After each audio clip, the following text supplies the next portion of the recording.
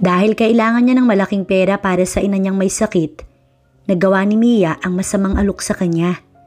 Tinanggap niya ang alok ng taong hindi naman niya kilala.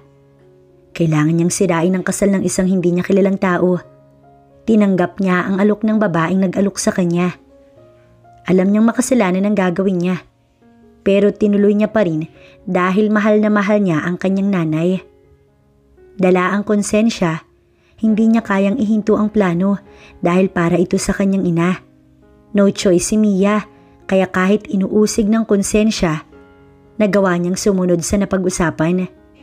Nang magawa niya ang balak niya, agad siyang umalis na parang bula kasama ang kanyang magulang. Makalipas ang ilang taon, bumalik siya ng Pilipinas. Sa loob ng 5 taon na pamamalagi sa ibang bansa, nagdesisyon siyang bumalik sa pagbabaka sakali na tapos na ang kasalanang ginawa niya na talaga namang pinagdusahan niya ng sobra. Pero hindi niya inaakala na magkikita sila ng lalaking nagawa niyang sirain ang buhay. Ang lalaking ama ng anak niya. Kamusta na po ang inay? Kanina pa nag-aabang ng resulta si Mia. 1 oras siyang hindi mapakali. Isinugod kasi niya ang kanyang ina sa hospital dahil sa masamang pakiramdam. Hindi na nito kayang itago ang sakit, kaya naman nagdesisyon na itong magsabi sa kanya. Sa doctor's room tayo mag-usap. Sagot na lamang ni doktora bago nauna sa kanya. Nasinundan naman niya. Maupo ka, Mia. Salamat po, Doktora Kayla. Huminga ka muna ng malalim at ikalma ang iyong sarili. Payo pa ng doktor na sinunod naman ni Mia. Ano po bang sakit niya? Mia, may bukol sa matres ang inay mo. Operasyon ang kailangan upang hindi na ito lumaki at kumalat. Po? Doktora, wala na po bang ibang paraan? Operasyon po ba agad? Doktora, sa ngayon po, wala akong maibabayad na full. Pwede po bang kahit kalahati muna? Hindi ako makakapagdesisyon sa bagay na yan, Mia. Pasensya ka na. Patakaran kasi iyan ng hospital. Lalo na at malaki ang kailangan para sa operasyon ng inay mo. Kailangan maoperahan si mother sa lalong madaling panahon. Pero wala po akong malaking perang hawak. Magkano po ba yung aabutin? 500,000. Ilang naman ay ang sa tingin ko, pero maaari pa yung bumaba. Bakit hindi mo subukang humingi ng tulong sa mayor, kapitan, at sa mga kakilala mo, sa mga kamag-anak mo ba? Doktora, kami na lang po ni inay ang magkasama sa buhay. Ang mga kamag-anak po namin, wala ring kinabubuhay. May kapatid po ako nasa Saudi nagtatrabaho, pero kakaalis lang po niya. Wala din po siyang maipapadala pa. Naluluhang paliwanag ni Mia. Kung makakahingi man po ako ng tulong sa mayor at kapitan, sa tingin ko hindi yun sasapat. Wala ka bang kaibigan? Kunot ang noo ni Doktora Kayla sa kanya. Ayoko pong maging problema pa nila tong problema ko. May kanya-kanya po kaming issue sa buhay at hindi rin naman po sila mayaman. Kawawa ka naman pala. Nag-isip muna ang doktora. Gusto mo ba talagang maoperahan ang inay mo? Opo, ma'am. Mabilis na sagot ni Mia. Kahit ano po handa akong gawin. Talaga? Paniniguro ng doktora. Opo, doktora. Sige. Tumayo ito at nag-lock ng pintuan. Here's the deal. Para naman kahit papaano hindi ka dehado sa gagawin mo. Ano po ba yan? Kung pagbebenta po ng bawal na gamot, huwag na po. Hindi ganon, Mia. Listen to me first before you decide. Tumango si Mia. 10 milyon para sa gagawin mo. Kasama na ang paglayo mo at ang pananahimik mo. 10 milyon po? Yes, tama ang narinig mo. Gusto ko wala ka na sa bansang ito, Mia. Ayoko makikita ka pa kapag tapos mo nang gawin ang iutos ko. Handa po kong gawin lahat, ma'am, para po sa inay ko. Ooperahan ko ang inay mo. Ako na ang bahala sa bayad. Tapos may 10 milyon ka pa. In return, kailangan mong sirain ang kasal ni Hunter sa buwisit na babaeng pinili nito. Ma'am, paninira po ng buhay ang nais ninyo. Nagdalawang isip bigla si Mia. Madali naman akong kausap kung ayaw mo. Maraming pwedeng gumawa ng inuutos ko dahil hindi lang ikaw ang nangangailangan ng pera. Ano po bang plano, ma'am? Nilakasan na ni Mia ang loob niya. Kinabukasan bago ang kasal, kailangan mo mapaniwala si Hunter na ikaw ang pinadala ng mga kaibigan niya para magbigay aliw bago matapos ang pagiging binata niya. Kailangan mo siyang lasingin at hindi dapat siya makasipot sa kasal. Ako nang bahala sa iba pang gagawin. Yun lang ang gagawin mo. Wag na wag kang makikipagsiping sa kanya. Do you understand? Lasing siya kaya mawawala siya sa sarili. Pero wag na wag kang papatol. After mong gawin ang utos ko, magkita tayo sa airport. Ako nang bahalang umayos sa passport ninyong mag-ina. Kinakabahan at nagdadalawang isip man, no choice si Mia. Ito ang araw na nakatakda. Kailangan ni Mia na gawin ang inutos ni Kyla. Kapag hindi naging successful ang paninira niya sa buhay ni Hunter, hindi niya maililigtas ang kanyang ina. Masama ito, sobrang sama. Ngunit hindi naman niya maaaring pabayaan na lamang ang kanyang ina. Dadalihin niyang malaking kasalanan ang gagawin niya buong buhay. Tatanggapin niya ang karma na magiging kapalit nun. Sumuot na sa isang malaking gift box si Mia. May kinuha kasing entertainer ang mga kaibigan ni Hunter para sa huling araw ng pagiging single nito. At binayaran iyon ni Kyla, kaya si Mia ang naging kapalit. Naramdaman niyang ipinasok na siya sa kwarto ni Hunter at ang nagpasok sa kanya ay isa sa mga kaibigan nito. Tol, ito na ang delivery. Nanunokso pang sabi ng lalaking nagdala sa box kung saan siya nakatago. Pagbigyan mo na ang sarili mo. Last night naman na ang pagiging single mo. Bukas ikakasal ka na. Sabi kong ayoko. Napakakulit ninyo. Sagot ni Hunter. Sa boses nito, masasabi na ni Mia na may tama na ito ng alak. Bayad na yan. Huwag mo namang sayangin ang pinag-ambagan namin. Don't worry. Hindi naman malalaman ni Molly. Narinig ni Mia na sumara na ang pinto, kaya naman madahan na siyang lumabas sa box. Halos kita na ang kaluluwa niya sa kanyang suot. Ngunit kahit sobrang nakakapandiri itong ginagawa niya at nakakababa ng dignidad, itinuloy pa rin niya. Iniisip na lamang niya na habang ginagawa niya ito, inooperahan na rin ang inay niya. So, ikaw pala? Sinabi kong hindi ko kailangan eh. Napaira pa ito. Bayad na ho ako kaya hindi na ako pwedeng umatras. Sagot ni Mia kahit nauutal pa. Fine, just sit down. Walang mangyayari. Pero wag mo na lang ipaalam sa kanila. The money is yours, don't worry. Sabi pa nito bago muling nagsalin ng alak sa baso. Ako na ang magsasalin kahit ito na lang ang gawin ko para sa'yo. Presinta ni Mia. Hinayaan naman siya ni Hunter. Hindi na rin ito nagtaka pa o nagtanong sa kanya. Wala itong pakailam basta umiinom lang ito. Last day ko na sa pagiging single. Finally, makakapag-settle down na rin ako. Kami ni Molly. Congrats po. Utal na bati ni Mia bago napabuntong hininga. Ilang minuto pa, talagang lasing na si Hunter at may pagkakataon na napapahawak na ito sa kanya. Nagiging madaldal na rin ito. Pasensya na talaga kung gagawin ko sa ito. Kailangan lang ni inay na maoperahan. Nalulungkot na sabi ni Mia. Sisiguraduhin niyang hindi makakasipot bukas si Hunter sa kasal nito. Tatanghaliin ito at kusang aalis ang bride nito sa pag-aakalang hindi talaga ito sumipot. Ito ang plano na sinabi ni Kyla. Hindi niya masyadong matukoy ang eksaktong dahilan ni Kyla, pero labas naman na siya doon. Bago pa makatulog si Hunter, inilipat na niya ito ng hotel. Oras kasi na manatili sila sa hotel na ito, maaari itong puntahan ng mga kaibigan kaya maaaring masira pa rin ang plano ni Kyla. Bilang paninigurado, lumipat sila sa katabing hotel at isinekreto ang kanilang identity. Matulog ka lang ng mahimbing hanggang bukas. Bulong pa ni Mia. Ngunit nang akmang tatayo na siya mula sa pagkakaupo sa gilid ng kama, bigla na lamang siyang hinatak ni Hunter at inibabawan. Hindi siya nakapalag dahil sa lakas ni Hunter. Wala ito sa sarili at patuloy lang sa paghalik sa kanya. Hanggang sa may nangyari na nga sa kanila na wala naman dapat sa plano. Tanghali na, hindi pa nagigising si Hunter. Oras na para umalis na si Mia dahil na siguro naman niyang walang kasal na natuloy. Agad siyang umalis sa hotel kung saan buong gabi niyang binantayan si Hunter. Wala talaga siyang tulog, lutang ang isip niya at wala sa sariling nakipagkita kay Kyla. Nalaman kasi niyang tapos na ang operasyon ng ina niya at nakahanda na itong ilipat pa sa ibang bansa para doon na sila magsimula. Planado ni Kyla lahat. Wala namang problema kay Kyla iyon.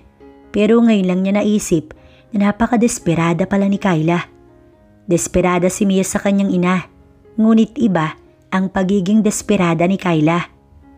"Glad you're here." Inabot nito ang kanilang passport. "Mag-ingat ka at sana ayos na yung pera na yan para sa pananahimik mo. Nagkikip ako ng promise, Mia, kaya sana ganun ka din. Ayoko makikita ka pa ha. Huwag kang magpapakita kay Hunter dahil kaya niyang sirain ang buhay mo at buhay ko. Dalawa tayo dito, Mia. Sinunod mo naman lahat ng sinabi ko, di ba?" Napalunok si Mia. Masakit pa nga ang maselang parte niya pero hindi niya iyon ininda. Hindi na rin niya kailangan pang sabihin kay Kyla dahil lalayo naman na silang mag-ina. Kung bumalik man sila sa Pinas, hindi naman siya magpapakita pa kay Kyla at kay Hunter. "Oo naman, salamat sa tulong mo, Kyla. Pero gusto ko lang malaman mo na pinagsisisihan ko ang ginawa ko sa lalaking yun. Kung may pagkakataon na makahingi ako ng tawad, hindi ako magdadalawang isip." "Naku, ano ka ba? Kalimutan mo na lahat to.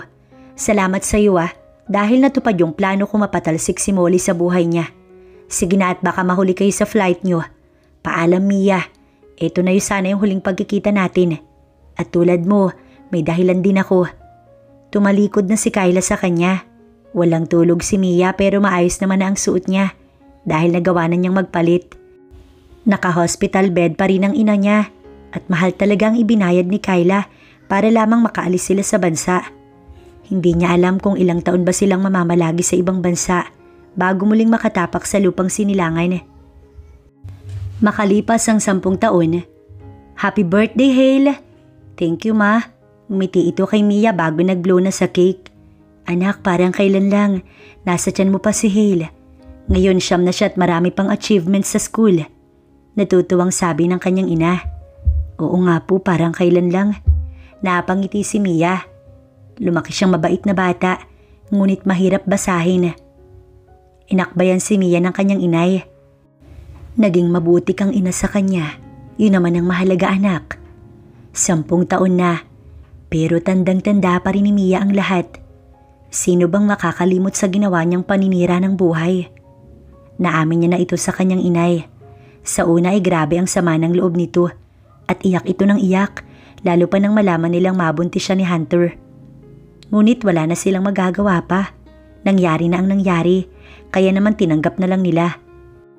Hindi na rin naman naghanap si Hale ng ama kahit wala namang binanggit si Mia tungkol doon. Sa ngayon ay nag-aaral si Hale at marunong naman itong magtagalog dahil naturuan nila ng inay niya. Nagbabalak na silang umuwi sa Pilipinas upang magbukas ng restaurant. Pang-5 branch na nila ito at talagang pumatok ang nasimula nila. Ngunit may takot pa rin kay Mia na baka balikan sila ng bangungot na kanyang iniiwasan. "Uuwi na tayong Philippines?" Gulat na tanong ni Hale kay Mia. Nasabi naman niya na ang tungkol sa bagay na ito, ngunit hindi niya inaasahan na mas makakauwi sila ng mas maaga. "Yes, anak. Si inay kasi miss na ang lolo mo. Ang tagal na nating hindi napapasyalan si tatay. At saka alam mo ba kung bakit mas maaga tayo kahit na next week pa naman ang opening ng Hale's Kitchen?" Napakunot ang noo ni Hale. "Why?" "Kasi that anniversary ni tatay. Anak, naayos ko naman ang pag-transfer mo at sa tingin ko naman makakapag-adjust ka rin sa Pilipinas." Paliwanag ni Mia. "Ayos lang naman po, Mama. Mamimiss ko lang po ang mga kaibigan ko. But I'm sure na makakahanap din ako ng kaibigan ko sa new school." "Sa private na kita i-enroll." "Public is fine, Mama. Gusto kong maranasan sa public." Napakasimple talaga ng anak ni Mia. Napakalimit din itong magkwento. Pero naiintindihan naman niya si Hale. Lagi rin itong top student kaya proud na proud sila ng inay niya. "Nakahanda na ang gamit mo, Hale. Si inay nasa silid mo, puntahan mo muna." Utos niya bago dinukot ang kanyang cellphone sa bulsa ng short niya dahil sa may nakalimutan siyang i-message. Tinawagan niya si Marta. Si Marta ay matagal na niyang kaibigan. Ito rin ang nagalok sa kanya nang mag-open ng branch sa Pilipinas. May sarili ng pamilya si Marta at may anak na rin gaya niya. Ngunit hindi ito pinalad sa buhay tulad ni Mia. Hindi naman sa sinasabi niyang mapalad siya dahil masama ang ginawa niya kaya siya nagkapera pang simula. Ngunit maswerte siya sa negosyo habang si Marta ay nalugi. Sa ngayon, si Marta ang ginawa niyang kanang kamay at manager. Nasabi na rin niyang pauwi sila kaya excited na ito. Sa 3 kaibigan niya, si Marta lang ang natira kaya ito ang talaga namang tinutulungan niya. Matapos lang nilang mag-impake kinabukasan ay fa-flight na sila. Maayos naman silang nakarating sa Pilipinas. Sa Cavite sila tumuloy dahil doon ang nabiling bahay ni Mia, habang ang Hale's Kitchen ay nasa parting Pasay kung saan naman malapit si Marta. I'm so tired. Bulong ni Hale kaya naman nginitian niya ito at hinaplos ang buhok. Pahinga ka na anak, bukas na lamang tayo mamamasyal. Thanks mama, sabay na lang po ako sa dinner. Hinagka ni Mia ang anak niya bago ito hinatid ng tingin. Ang ina naman niya, bigla na lamang lumapit sa kanya upang bumulong. Hahayaan mo na ba talagang lumabas ang anak mo? Paano kung magkita kayo? Tsaka sinabi ni Kyla na wag na kayong magkikita. Hindi naman po porket nandito na magkikita na. Malaki po ang Cavite at Pasay mama. Malabong magkita agad silang mag-ama o kami ni Kyla. Tsaka wala naman pong alam sila na nabuntis ako. Di itatanggi ko na lang po. Ayaw ko lang anak na magulo ang buhay natin na nagiging maayos na. At alam mo namang sikat at kilala ang restaurant mo sa ibang bansa. Ano pa kaya dito sa Pinas? Ano bang plano mo? Plano ko pong hindi magpakilala in public. Tutal hindi naman po ako kilala din sa ibang bansa. Mas magandang nakatago na lang po yung identity ko. Napabuntong hininga ang kanyang inay. Sana lang, wag mangyari ang kinatatakot ko. Yan din ang hiling ni Mia gabi-gabi. Love! Uy, love! Ano na naman ba, Kyla? Hunter was not in the mood again. Well, palagi naman siyang wala sa mood. Hindi maganda ang naging meeting niya kaya kahit anong kulit ni Kyla sa kanya, wala siyang balak bumatol. Nabalitaan ko kasi na yung Hale's Kitchen, may branch na dito.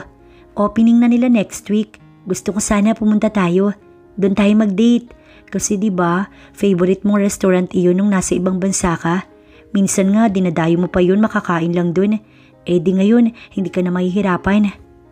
Sa sinabi ni Kyla kahit paano, nawala ang inis ni Hunter. Totoong favorite niya ang restaurant na iyon. Twice a month umaalis siya sa bansa, makakain lang doon. And now, may branch na pala ito sa Pilipinas. Huli na siya sa balita. Matagal niya nang nais makilala ang owner nun dahil natutuwa siya sa 5-star restaurant na iyon. Sige, pupunta tayo. Sagot niya. See? Ayan, smile ka na. Bakit ba kasi naiinis ka, love? Tanong ni Kyla bago na upo sa kanyang hita. Nasa trabaho si Hunter habang si Kyla kakatapos lang ng duty sa hospital. 1 taon na sila ni Kyla. Nakaraang taon lang niya ulit sinubukan na pumasok sa commitment.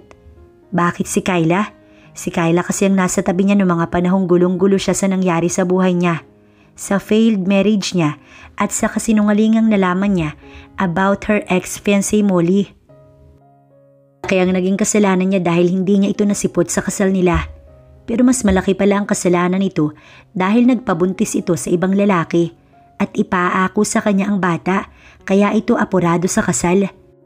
Kung tutuusin, wala siyang galit sa babaeng sumira sa kasal niya kasi ang babaeng iyon pa ang nagligtas sa kanya mula sa mapanlinlang na si Molly. Gusto lang talagang alamin ni Hunter kung bakit nagmamadali ang babaeng yung umalis kinaumagahan. Wala rin siyang masyadong info sa dalaga upang malaman niya kung entertainer ba talaga ito. Nalaman kasi niya sa kaibigan niyang maling babae ang pumunta. Matagal na iyon.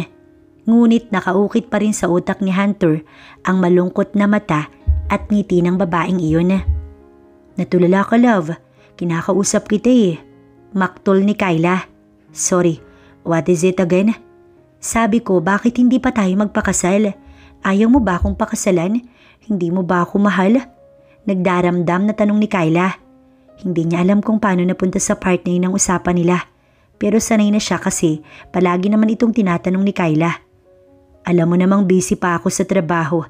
At kung ipipilit natin ngayon na magpakasal, baka hindi lang mag-work. Mas magandang ganito na lang muna tayo. Paliwanag niya sa kanyang nobya. Sumama naman ang loob nito. Palagi naman, love. Hindi ka na bumabata. 35 years old ka na. 10 taon na kayong hiwalay ni Molly. I know. Just give me time to think, okay? Tumango naman si Kyla bago siya hinagkan sa labi.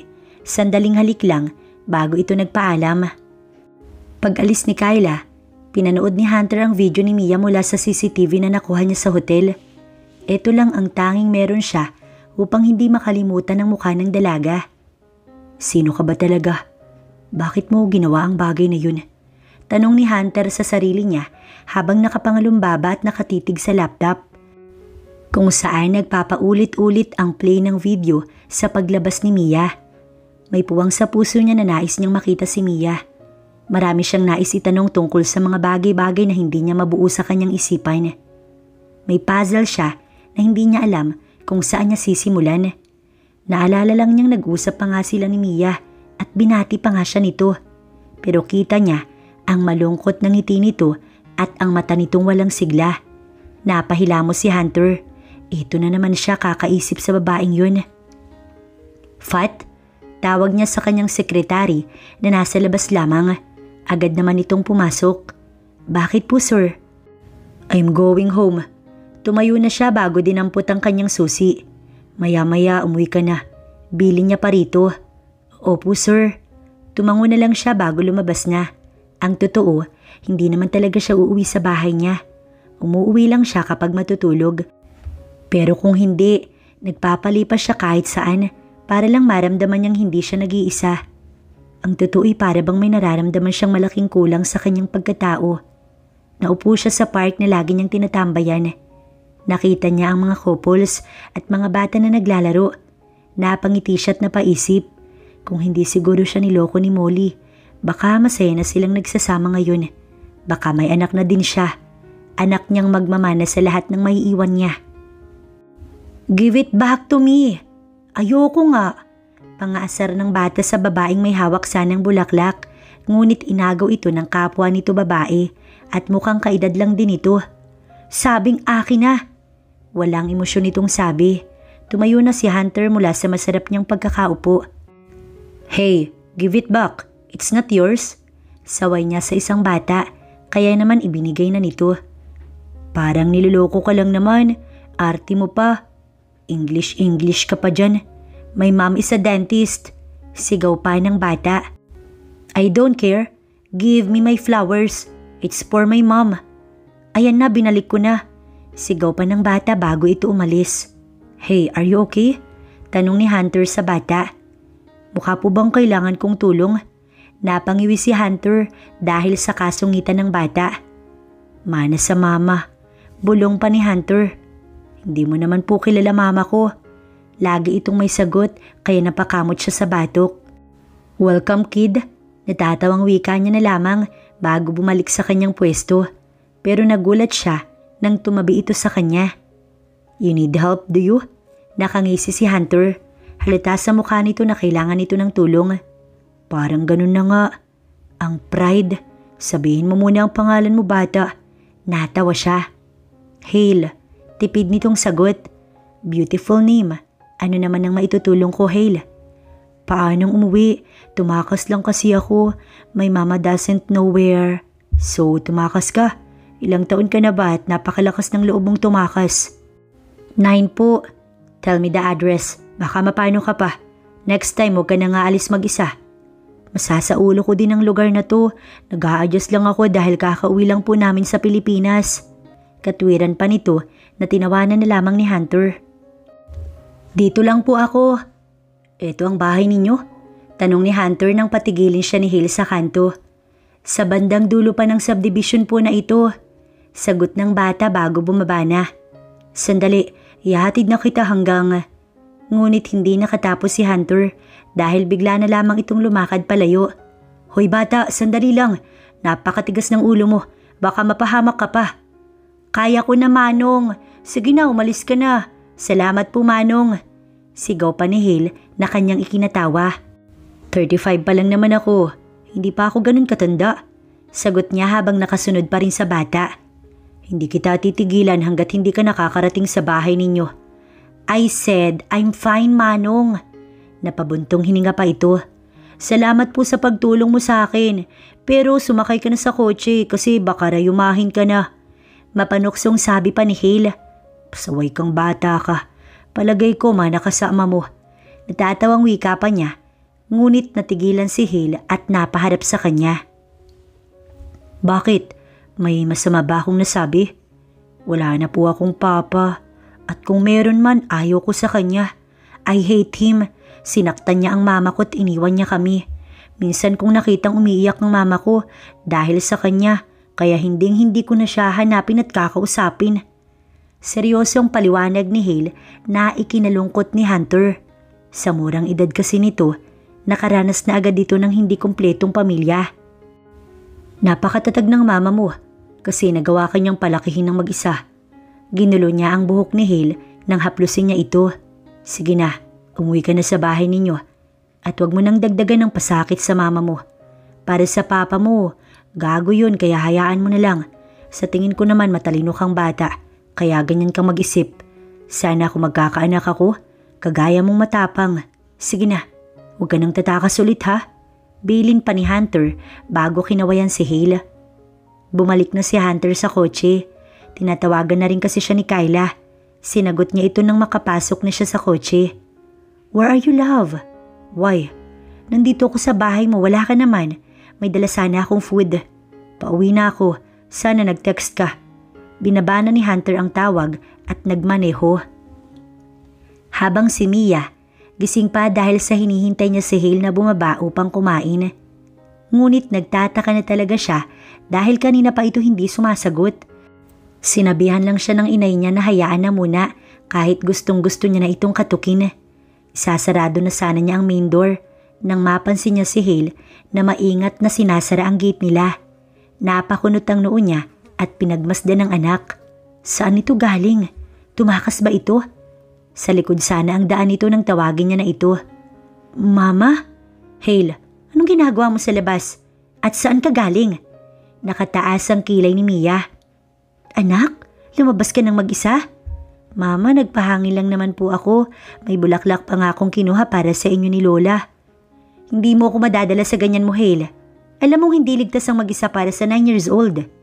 Ma, calm down. May tumulong po sa akin na makauwi. Grounded ka. Tinuro ni Mia ang paakyat sa silid nito. Malalaman ito ng lola mo. Sinubukan ko lang naman pong mamasyal. Sabi ko bukas na. Hindi po kasi ako makatiis eh. Hale, pumasok ka na sa kwarto mo ngayon na. Napabuntong hininga si Hale bago sumunod na. Kinabukasan, inabangan talaga ni Mia si Hale. Wala pa itong pasok kaya wala siyang kailangang asikasuhin kundi ang kanilang almusal. Anong itsura yan? Bakit masama ang gising mo? Oo nga pala, walang alam ang inay niya sa ginawa ni Hale na pagtakas kagabi. Napahilot siya sa kanyang sentido bago napabuntong hininga at napaupo. Kasi inay, itong si Hale. Bakit? Ano bang ginawa ni Hale? Inay, tumakas lang naman si Hale kagabi. Nagagalit ako kasi iniisip ko siya. Sabi niya may tumulong sa kanyang makauwi. Inay, what if masamang tao yun? Ang batang yun talaga napakatigas ng ulo. Nanggigilid ang luha ni Mia.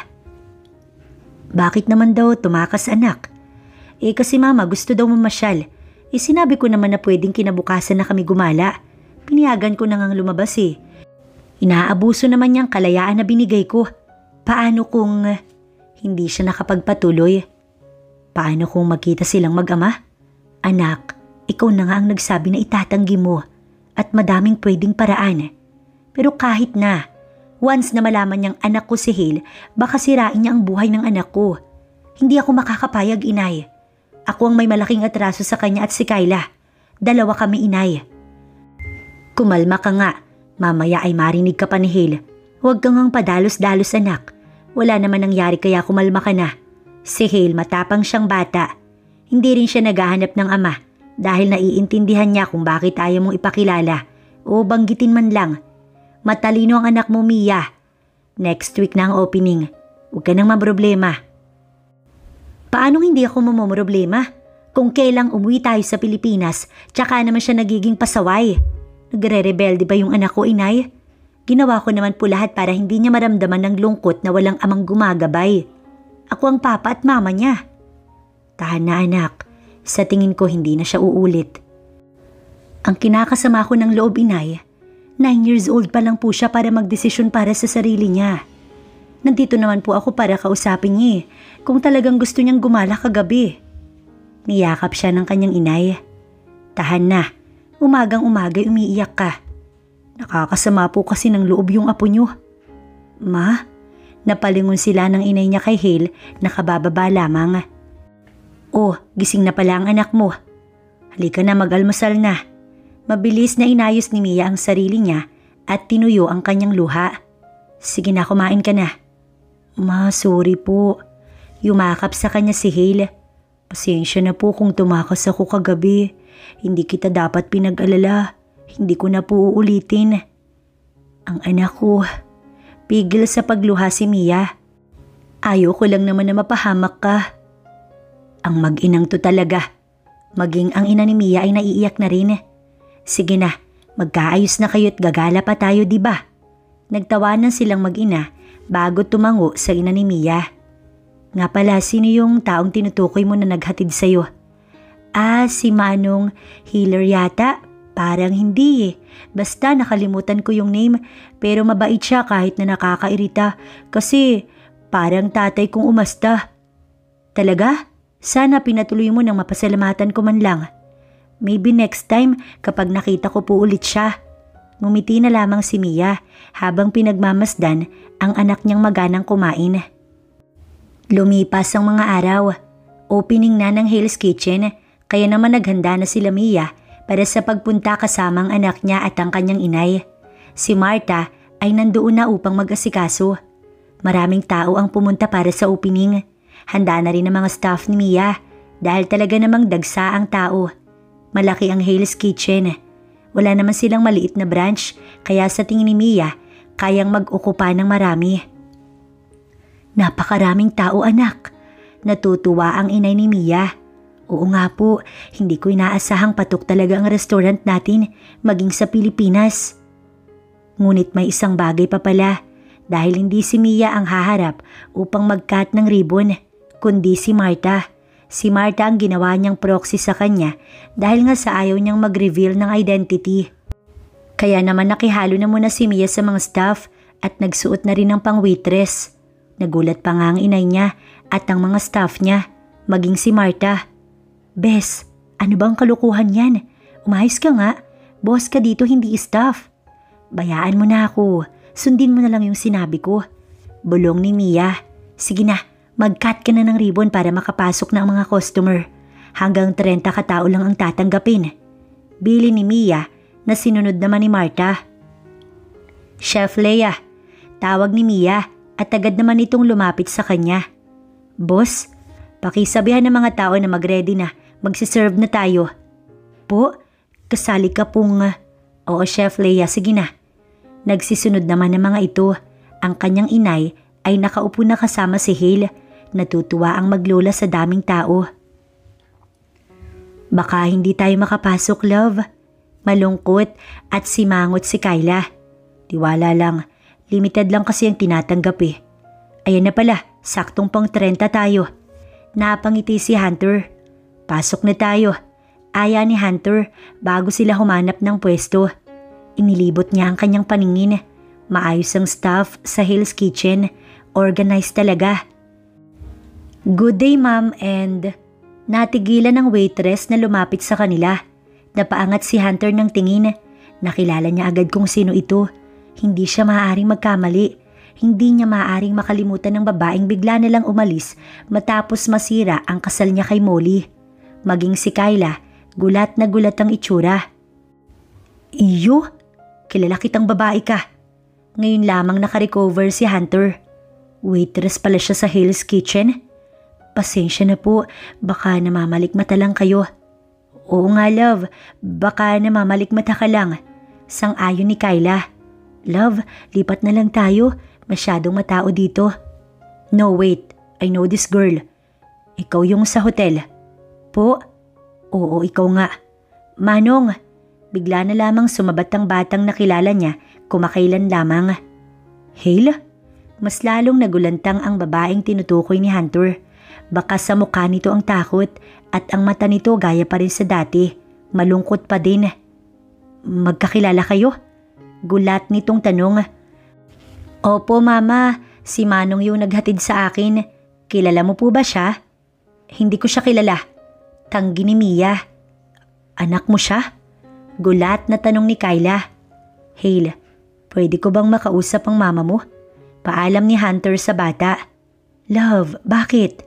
May mga bagay lang akong gustong itanong. Sagot niya bago tumayo. Hindi alam ni Mia ang gagawin niya o kung ano ang isasagot niya. Ayaw niyang malaman ni Hale ang ginawa niya at ayaw niyang malaman na si Hunter na nakilala nito ay ang ama mismo nito. Habang si Kyla, dama niya ang panggagalaiti. Titig pa lamang ni Kyla, alam na ni Mia. Love, I think we should go kasi baka nakakaistorbo na tayo sa opening nitong favorite mong restaurant. Tignan mo siya, baka mapagalitan pa siya ng boss nila. Si Kyla na ang pumutol sa nakakabinging katahimikan. Excuse me, hindi Hindi pinagsalita ni Mia ang kanyang anak na si Hale dahil ayaw na niyang lumalim pa ang usapan. Oo, kung pwede sanang sa ibang araw na lang kasi po baka mapagalitan ako ng boss namin, mawalan pa ako ng trabaho. Ikaw pala yung naghatid sa anak ko. Salamat sa kagandahang loob mo, pero sa tingin ko nagkakamali ka kasi hindi ako yung taong tinutukoy mo. Oo nga, pasensya na rin, nagkamali lang ang partner ko. Si Kyla ang sumagot. Napaawang ang labi ni Mia nang sabihin ni Kyla na partner. Ibig sabihin sila na nito. Lumabas na si Hunter at Kyla. Sukdo lang hilahin ni Kyla si Hunter, malayo lang ito. Nang makalabas na ang dalawa, napasa po siya sa dibdib dahil sa kaba at takot na rin. Ito na nga ba ang kinatatakot ko? Bulong ng inay niyang labis ang takot kanina pa nang magkaharap ang mag-ama. Siya pala ang tinutukoy mo, Hale? Sa wakas ay nagawa ng magtanong ni Mia. Opo, Mama. Anak, sa susunod, huwag ka na makikipag-usap sa hindi mo kilala, okay? Gusto kitang protektahan kaya sana sundin mo si Mama. Pakiusap ni Mia sa anak niya. Pero hindi ko gusto ang inasta ni Kyla kanina. Bulong pa ng inay niya na nginitian lamang ni Mia. Sa bahay na lang po, inay. Pasimpleng sagot niya. Bakit mo naman ako hinila palabas? Naiinis na tanong ni Hunter. Kasalukuyan na silang bumabiyahe pa uwi ng bahay. Love, sorry, pero hindi kasi tamang pagkamalan mo siya. Hindi ka nga niya kilala eh. Hindi ako tanga, Kyla. Buhok lang at kutis niya ang nagbago sa kanya. Pero yung itsura niya, Kyla, yun pa rin yung dati. Love, para saan pa ba kung kakausapin mo siya? Gusto mo bang sirain yung buhay niya dahil sa ginawa niya? Love, may anak na yung tao. Kilala mo pa naman yung anak niya. At sino ba kasing nagsabing sisirain niya? Wala akong planong ganyan, Kyla. Lalo pa nga't kilala ko ang anak niyang si Hale. Hindi naman porket may gusto akong itanong, ibig sabihin ay galit na ako. Kahit nakikipag-usap, focus pa rin sa pagmamaneho si Hunter. Ano pala? Ibig sabihin all this time, wala kang galit sa babaeng yun? Kunot ang noo ni Kyla nang masilayan niya iyon. Wala akong galit, Kyla. Maganda nga ang ginawa niya dahil nakawala ako sa kasinungalingan ni Molly. Ang gusto ko lang itanong, bakit niya ginawa yun? At isa pa, anak pala niya si Hale kaya wala akong planong gantihan siya. Nakarating na sila sa bahay ni Kyla. See you tomorrow. Wika ni Hunter bago nagpaalam. Love, may pakiusap sana ako. Baka sa muka ang takot ni Kyla. Sana, wag mo nang guluhin ang babaeng yun. Hayaan mo na. Matagal naman ang tapos ang lahat kaya please lang wag na. Tama na yung nalaman mo. Tumango na lamang si Hunter upang hindi na nila pag-awayan pa ni Kyla. Maayos naman ang opening. Na-survive naman nila Mia iyon kahit pa nga ngayon ay may mas malaki silang problema ng kanyang inay. Katatapos lang nilang mag-dinner at nagpapahinga na si Hale habang silang mag-ina ay tulong sa pagligpit sa pinagkainan. Anak, alam kong biglaan ang ganap pero ano bang magagawa mo kung tadhana ang naglalapit sa kanilang mag-ama? Inay, ayoko pa rin. Itatago ko ang anak ko dahil ayoko madamay siya. Kakausapin ko din po si Kyla. Bala kong magpaliwanag at puntahan siya sa hospital bukas. Anak, seryoso ka ba? Bakit naman? Alam niyang may anak ka. Magsisimula ng magtaka yun. Sa tingin mo maniniwala siya? Gagawin ko lahat. Mapaniwalaan lang niya ako. Sagot ni Mia na desidido na talaga. Sana lang hindi umabot sa punto na sumbatan ka niya, anak. Ayoko mag-away kayo. Hindi naman po siguro. Matapos magligpit, pumasok na si Mia sa kanyang silid upang magpahinga. Ngunit kahit nakahiga na siya, hindi siya madalaw ng antok. Kaba pa rin ang namamayani sa kanyang dibdib. Gusto niyang maluha. Sa loob ng 10 taon, nagkita na naman sila ni Hunter, ang lalaking nakauna sa kanya nang hindi sinasadya. Ang lalaking tanging nakagalaw sa kanya. Wala pa rin itong pinagbago. Makisig pa rin ito at gwapo. Pero mukhang masaya itong makita siya. Yun ang pinagtataka niyang talaga. Ang inaasahan kasi niya, ipapahiya siya nito at ibubulgar ang ginawa niya. Pero bakit parang wala itong galit sa kanya? Mas galit pa nga si Kyla nang makita siya nito. Para bang nais na siyang sabunutan ni Kyla kanina. At nang sinabi nitong partner nito si Hunter, ay napagtanto niyang kaya pala ganoon na lamang kadesperada si Kyla noon na mapaghiwalay si Molly at Hunter dahil patay na patay pala ito sa lalaki. Paano na lang kaya kung nalaman ni Kyla na may nangyari sa kanila ni Hunter at ang bunga nun ay si Hale? Nasisiguro ni Mia nakatakot-takot na sumbat ang mangyayari.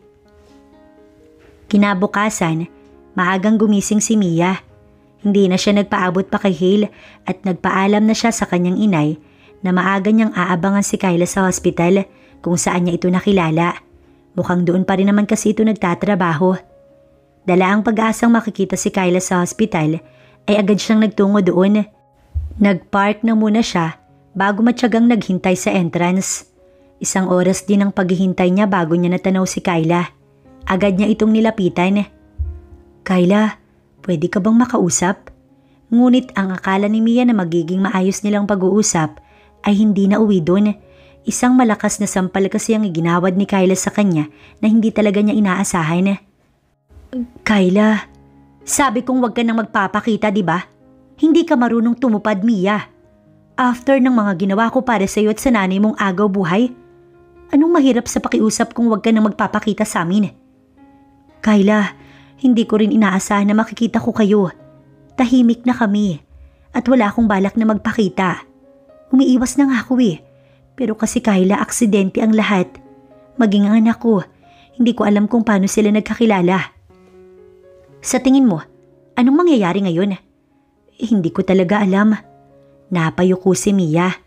Ngunit galit talaga si Kyla. Malamang hahanapin ka niya. Hindi na naman sa akin nakafocus si Hunter. Magtago ka at lumayo ka. Dahil sinasabi ko sa'yo, galit siya at kinamumuhian ka niya. Natakot si Mia. Oo, Kyla. Sagot niya bago lumakad na palayo kay Kyla. Umuwi si Mia na naluluha. Kinakarma na nga ba siya? Ito na nga ba iyon dahil sa paninira niya kay Hunter? Iha, ano bang nangyari? Nangihinang napaupo si Mia nang makauwi siya sa kanilang bahay. Si Hale po ba nandyan? Ayoko pong marinig niya ang mga sasabihin ko. Tanong ni Mia bago malungkot na tumingin sa kanyang inay.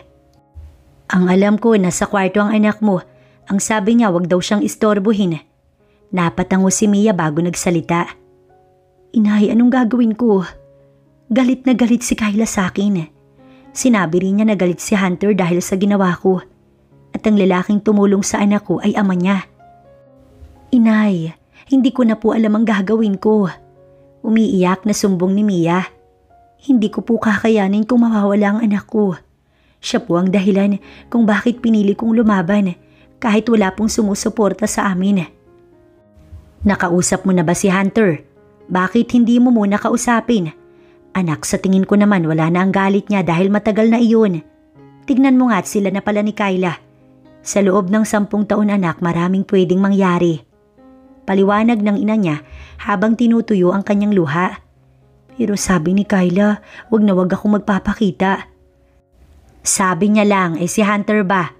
Anak, kay Hunter ka may malaking atraso. Bakit hindi ka makipag-usap ng maayos at magpakumbaba? Sa panahon ngayon anak, hindi pagtatago lagi ang solusyon.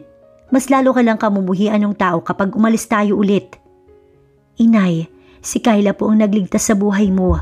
May utang na loob po ako sa kanya. Nagligtas sa buhay ko? Hindi ba'y trabaho naman iyon ng doktor?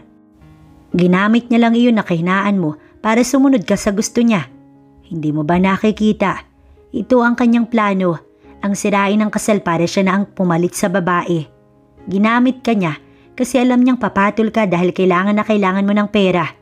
Kasi anak, walang ibang gagawa ng kahibangan na siya lang ang may gusto. Kaya anak, ang magandang gawin, magpakumbaba ka na kay Hunter para hindi na tayo magtago ng magtago. Napatitig si Mia sa kanyang inay. Pasensya na po, nadadamay pa kayo ni Hale. Anak, kung utang na loob ang tinatanaw mo, hindi naman mawawala ayon.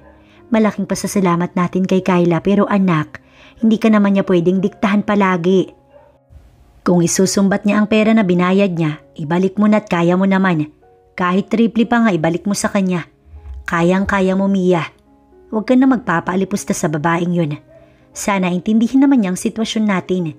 Ginawa mo naman ang pinangako mo, diba? Pero may isang nilabag si Mia at iyon ay ang pakikipagtalik kay Hunter. Si Hale ang bunga sa paglabag ko, inay. Anak, nandoon na tayo. Mali ka. Pero kung ikaw ba nasa sitwasyon niya, lasing si Hunter at inamin mo namang hindi mo sinasadya. Kaya nga oras na anak para itama mo ang lahat. Hindi matatakpan ng pagkakamali ang isa pang pagkakamali. Opo, salamat inay. Nalinawan na po ako. Bahala na pong anong isipin ni Kyla. Pero inay, pati ba yung katotohanan kay Hale, sasabihin ko? Kung malalaman mong hindi naman siya galit at magkakaayos kayo, anak, huwag mong ipagdamot si Hale. At para naman kay Kyla, humingi ka rin ng tawad sa kanya dahil may kasalanan ka pa rin. Tumango si Mia sa mga payo ng inay niya. Hindi mapakali si Hunter. Ilang araw na ang lumipas matapos niyang makita muli si Mia, ang babaeng sumira sa kanyang wedding. Hindi niya ito nakausap dahil sa pagpigil ni Kyla. Maging si Hale, hindi niya na nakausap. Anak pala ito ni Mia. Ang batang nakilala niya at inihatid ay ang anak ng babaeng sumira sa kanyang wedding. Parang napakaliit naman ng mundo para sa kanilang tatlo. Hindi niya inakalang nangyayari pala iyon sa tunay na buhay. Unti-unting nagkakaklo si Hunter. Napapagtagpi-tagpi niya ang mga senaryos na nasa utak niya sa loob ng 10 taon. Ang bahid ng dugo sa cobre kama ng hotel kung saan siya nag-stay at positive na dugo ni Mia. Nakumpirma na niyang may nangyari nga sa kanila. Ngunit nang malaman niyang anak ni Mia si Hale, mas lalo siyang kinutuban. Sa tingin ni Hunter, malapit na siya sa katotohanan. Parang may pumigil lang talaga sa kanila. Kailangan niyang makita si Hale. Kailangan pa niyang magpaimbestiga at wala na siyang balak pang tumigil. Sir, ano po kayo? Pakisabi may urgent ako. Kung sakaling pumunta si Kyla dito, huwag mong sasabihing umalis ako. Sabihin mo nasa meeting ako at hindi kami makakalabas. Ikaw na ang bahalang gumawa ng dahilan. Bili ni Hunter sa sekretary niya bago dinampot ang susi ng kanyang sasakyan at lumabas na. Hindi sigurado si Hunter kung saan mahanap si Hale, pero sa susubukan niyang pumunta sa park kung saan sila unang nagkita. Mabilis niyang minaneho ang sasakyan patungo doon at hindi nga siya nagkamali. Nakita niya si Hale na nakaupo sa damuhan habang nanonood sa mga batang naglalaro kasama ang pamilya. Tumabi siya kay Hale, napasulyap naman ito sa kanya ngunit hindi nagsalita. Buti nandito ka, hinahanap talaga kita eh. Ilang araw na akong walang balita sa iyo simula nang makita kita sa restaurant kasama ang mama mo. Mahinahon lamang ang salita ni Hunter. Nakita ko ang takot sa mata ni mama. Naawa ako sa kanya dahil lagi na lamang siyang takot, lalo na sa maraming tao. Para bang may tinatakasan si mama. At sa tingin ko po, papa ko yung tinatakasan niya. Napatitig sa kanya si Hale. Kaya nakapagdesisyon ako. Itatago ko siya sa papa ko. Kung gusto ni mama na magtago, itatago ko siya. Hindi ako papayag na makita siya ni papa. Hindi makapaniwala si Hunter na sa murang edad nito, tila ba matured nang mag-isip si Hale. Kilala mo ba ang papa mo? Hindi, at wala rin po akong plano. Sa palagay ko po, may malaking kasalanan siya sa mama ko, kaya ganoon na lang ang takot ni mama. Manong, bakit may mga amang natitiis na iwan ng anak nila? Para bang dinudurog ang puso ni Hunter. Depende sa sitwasyon bata. Hindi pinahalata ni Hunter na nalulungkot siya para kay Hale. Minsan, narinig ko si Mama at si Lola. Sabi ni Mama, may malaking kasalanan siyang nagawa sa papa ko. Sabi ni Mama, nasira niya daw ang papa ko at ang dapat na magiging asawa nito. Hindi ko matanggap na kabit si Mama, pero hindi ko rin masabi sa kanya na alam ko na ang ginawa niya. Sa sinabi ni Hale, napagtanto niyang siya nga ang ama ni Hale. May nangyari sa kanila ng gabing lasing na lasing siya at nagbunga iyon. Ngayon ay may dahilan na siya para magalit kay Mia. Hindi siya galit dahil sa hindi sila natuloy ikasal ni Molly. Ngunit galit siya dahil sa pagtatago ni Mia sa katotohanan. Ngayon ay sirang-sira na ang imahe niya sa kanyang anak. Hindi pa man napapatunayan sa DNA, malakas na ang kutob niyang anak niya si Hale. Lalo pa nga at single mom si Mia at wala din itong kinakasama sa loob ng 10 taon. Wala itong naging ibang lalaki. Tumakas ka na naman. Pag-iiba na lamang ni Hunter sa usapan. Pero alam ko na ang pasikot-sikot po, Manong. Sabi ko naman sa'yo, kaya ko makabisa ang lugar na to eh. Nga pala, waitress ba ang mama mo sa Hale's Kitchen? Naalala pala ni Hunter. Manong, wag ka lang maingay ah.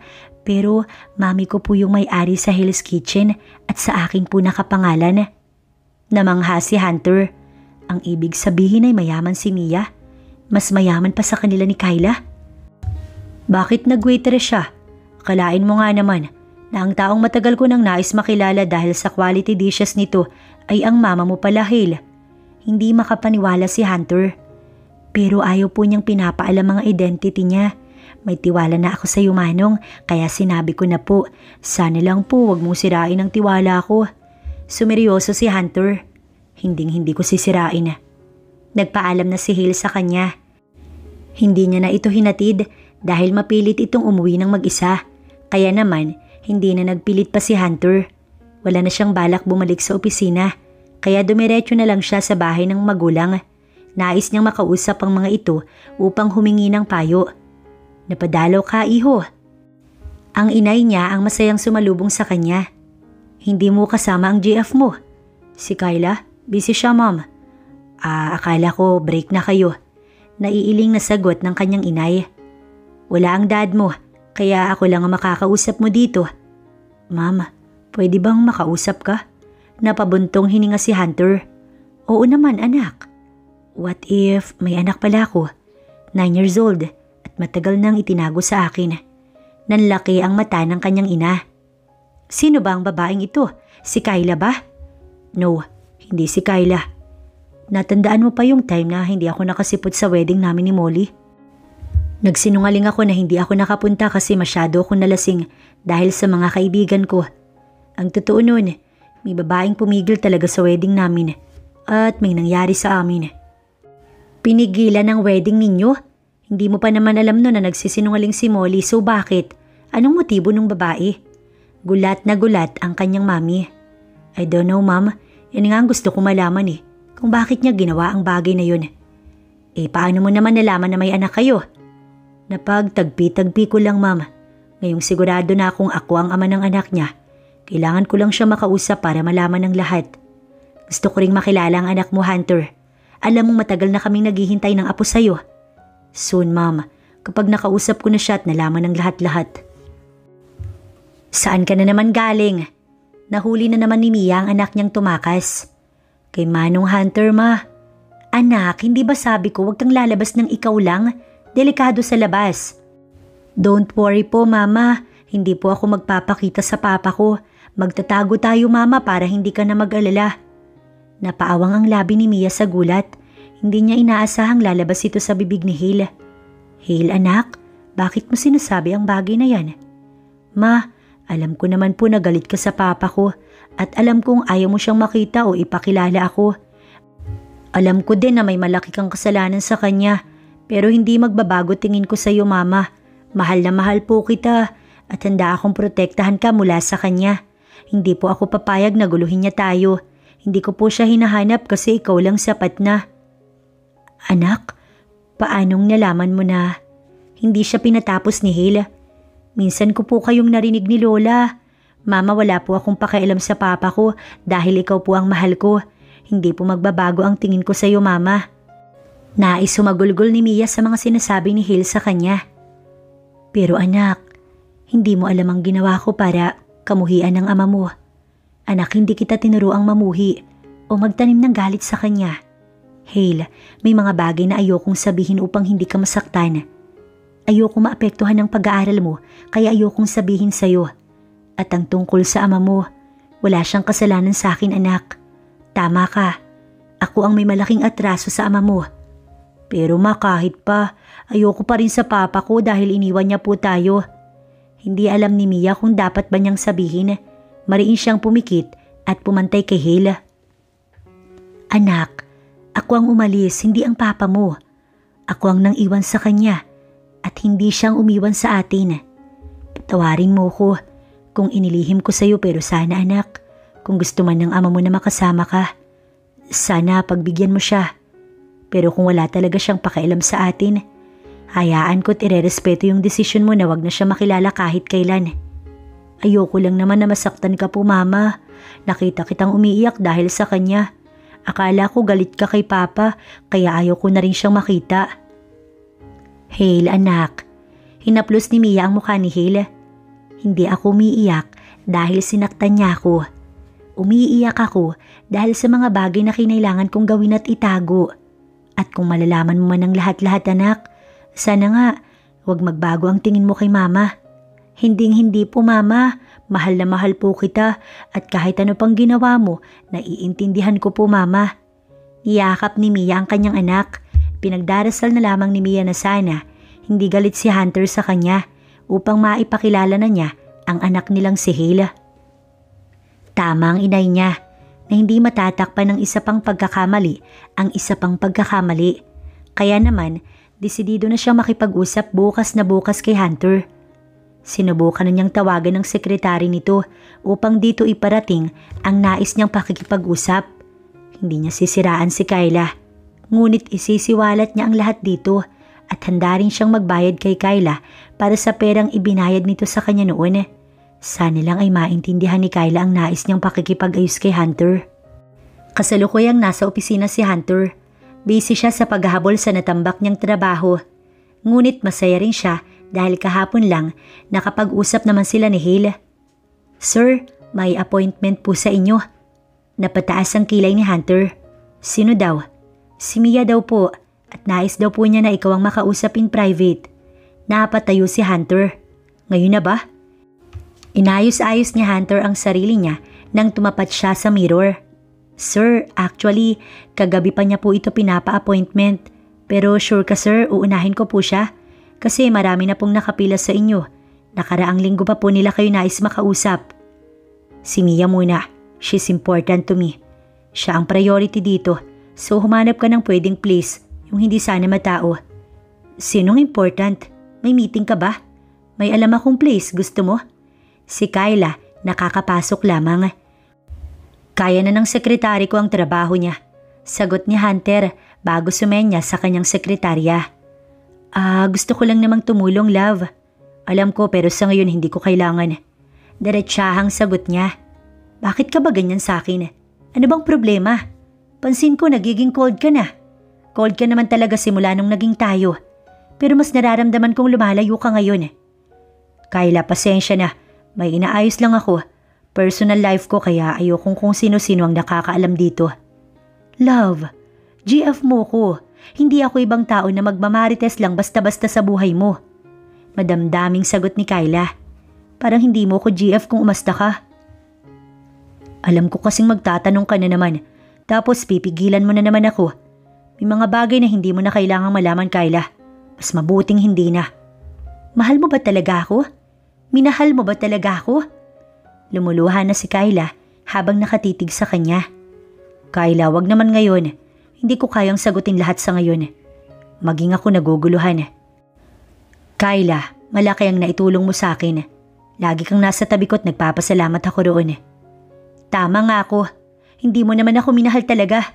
Sino bang gusto mo? Sino pumipigil sa'yo na mahalin mo ko? Hunter, mahal na mahal kita. At hindi mo alam kung anong mga kaya kong gawin para lang sa'yo. Kyla, magpahinga ka na lang muna. Mainit lang ang ulo mo. Sige na, babawi na lang ako sa'yo sa dinner, okay? Sir, pumayag na po siya. Hihintayin ka daw po niya sa... Sumenya si Hunter na wag nang ituloy ang sinasabi ng kanyang sekretarya. "Sir, waiting na po ang ka-meeting mo. Pag-iiba nito. Kayla, may meeting pa ako. Maiwan mo na kita. Pahinga ka lang. Usap tayo mamaya, okay?" Hindi kumibo si Kayla. Hinayaan niya ito kaysa matagalan pa siya. Agad na bumiyahe si Hunter patungo kay Mia. Pagdating niya, nakita niya itong nakaupo. Walang tao at tanging mga staff lang sa restaurant. Sumeryoso si Hunter. Pagtapat niya ay tumayo si Mia at inilahad ang kamay sa kanya. "Nice to meet you again, Hunter." Tila ba magandang musika sa tenga niya ang boses ni Mia. Lalo pa nang sambitin nito ang kanyang pangalan. Kabadong-kabado si Mia. Halos mamawis ang noo niya sa pagtitig pa lang ni Hunter. Hindi naman ito agresibo. Bakas ang pagiging formal nitong tao. "Gusto mo bang ako muna ang magsalita? O simulan mo na ang paliwanag mo?" Tanong ni Hunter na ikinakaba niya lalo. "Ako nang magsisimula. Pasensya ka na sa boses ko kung medyo garalgal. Pero sisikapin kong maipaliwanag ng maayos, Hunter." Tumango ang binata. Sinugod si inay sa hospital. Si Kayla ang doktor na nakilala ko.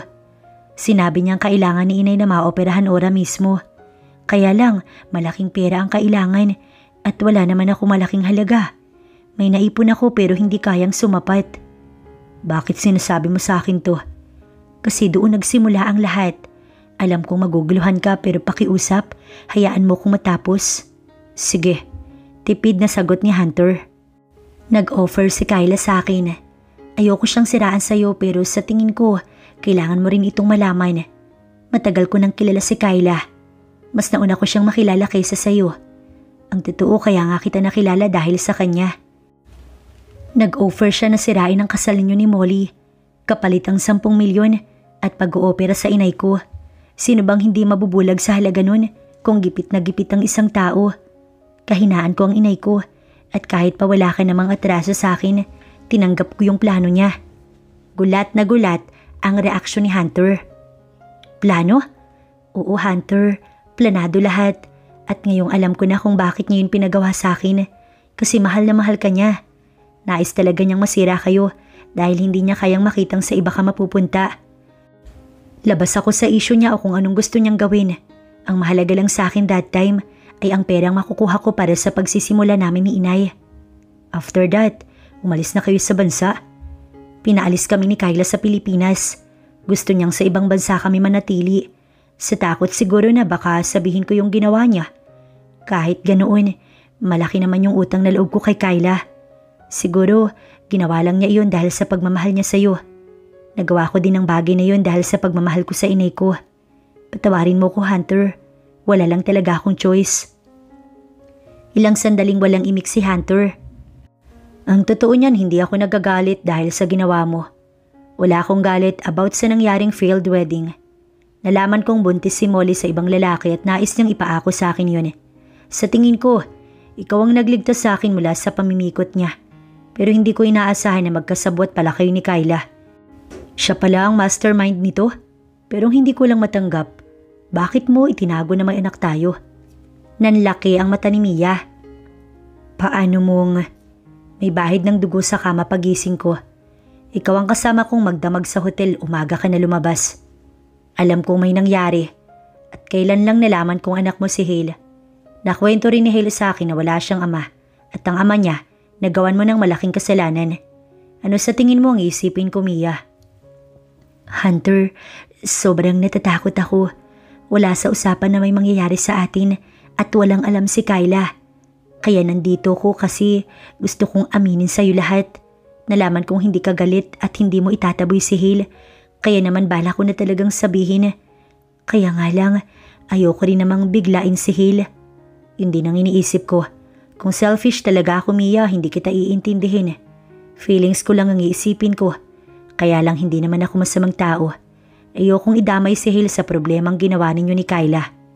Mariing napapikit si Mia. "Pasensya na talaga, Hunter. Sobrang nagsisisi ako sa lahat ng ginawa ko. Tulungan mo lamang ako mapalapit sa anak ko, Mia. Wala na lahat ng atraso mo sa akin." Nabuhayan si Mia sa sinabi ni Hunter. "Pero alam na ba ni Kayla? Bala ko palang mag-sorry sa kanya at magpasalamat sa naitulong niya sa aming mag-ina. Ako nang bahala sa kanya. Sagot ni Hunter bago inabot ng tissue sa kanya. Wipe your tears. Ayoko makita ka nang umiiyak. Ihahatid na kita. Alok ni Hunter sa kanya. Hindi naman na tumanggi pa si Mia. Nais niyang makabawi sa mga pagsisinungaling niya. Pwede naman kitang ipakilala sa kanya ngayon. Nakausap ko na din siya at nakiusap akong kilalanin ka muna. Talaga? Anong sabi niya? Sa tingin mo matatanggap niya ako? Lalo na kapag nalaman niyang ako ang tunay niyang ama? Sunod-sunod na tanong sa kanya ni Hunter. Sa daan ka muna mag-focus. Baka mabangga pa tayo sa sobrang excited mo. Sa bahay na lamang tayo mag-usap ulit. Sorry, I'm just really excited. Napailing-iling si Hunter. Sana lang may oras pa ako para makabawi sa anak natin. Bigla na lamang lumakas ang tibok ng puso ni Mia sa sinabi ni Hunter. Anak natin? Napakasarap sa pandinig ni Mia ang sinabi ni Hunter. Totoong nagkamali siya sa pagkakakilala sa binata. Ngunit ang ipinagtataka lang ni Mia ay kung bakit nagsinungaling si Kyla sa sinabi nitong galit na galit si Hunter sa kanya. Sobrang nagsiselos ba talaga ito sa kanya? Ngunit wala naman siyang planong agawin si Hunter kaya hindi na nito kailangan magsinungaling para lang lumayo siya. Lalayo sila at didistansya kay Hunter pero hindi ang anak niya. Hindi niya ito maaaring ipagdamot kay Hunter. Madaragdagan lamang ang kasalanan niya sa binata. Mabilis ang naging biyahe. Bumalik lamang ang diwa niya nang magsalita si Hunter na nasa bahay na nga sila. Pasok ka, anyaya ni Mia. Inay, gulat na gulat ang ina ni Mia nang makasalubong sila nito. Si Hunter po pala. Hunter, si inay, siya yung tinutukoy ko na inoperahan ni Kyla. Pakilala ni Mia. Magandang araw po. Ako po si... Hindi na nakatuloy si Hunter nang magsalita ang inay ni Mia. Kilala na kita. Nagkwento ka na sa akin ni Mia matagal na. Si Hale po pala, inay. Manong? Kunot ang noo ni Hale nang makita nito si Hunter. Saktong kabababa lang nito. Agad na bumalatay ang kaba sa mukha ni Mia at sa inay niya. Habang si Hunter hindi alam ang sasabihin. Bakit kasama mo ang mama ko, Manong? Hale, pwede bang makausap ka? Si Mia na ang nagsalita. Kinausap kita tungkol sa papa mo, diba? Ayaw naming mabigla ka, pero ayaw din naman naming maglihim anak. Nakausap ko na kasi ang papa mo at may mga bagay na pagkakamali si mama. Hindi ka inayawan ng papa mo. Ang totoo niyan, wala siyang alam na may anak siya. Nito lang niya nalaman at nais niyang bumawi. Paliwanag ni Mia. Pero bakit po kasama mo si Manong Hunter, Mama? Ito na nga bang sinasabi ko? Bulong ng inay ni Mia habang naluluha. Sabi na at magkikita-kita rin ng mag-ama. Tadhana na ang gumagawa ng paraan. Anak, si Hunter at ang papa mo ay iisa. Sa wakas ay nagawa ring sabihin ni Mia. Natulala si Hale. Hindi ito kumibo basta at nakatulala lamang. Hale, anak?